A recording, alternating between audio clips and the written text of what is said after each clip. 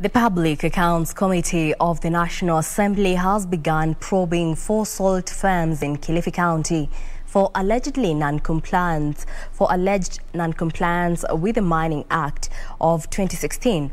The companies are accused of not having export permits as per the new mining law, which came into force in 2017.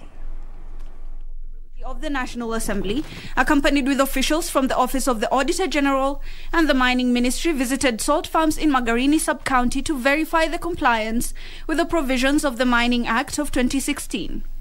Tuko na jukumu ya kuangalia ile maneno imeresiwa na Auditor General.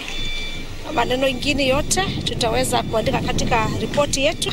Kuna mahitaji ya kupindua the laws, wapitishe kutoka public participation. We have the member of parliaments who are representatives, waweze kuleta those regulations or amendments to the law na tuweze kuweka. They put the managers of the salt farms to task and gave them a 1-week ultimatum to furnish the committee with all the necessary documents they have. Nafikiri imechukua muda kucomply kwa sababu unakuta kwamba hakuwa na mtu ambaye anaweza kuwa advise. Wamekuwa wanalipa royalties, but unajua act inasema walipe kwa Ministry of Mining, nao wanalipa Ministry of Lands, ambayo ina contravene the act ya 2017.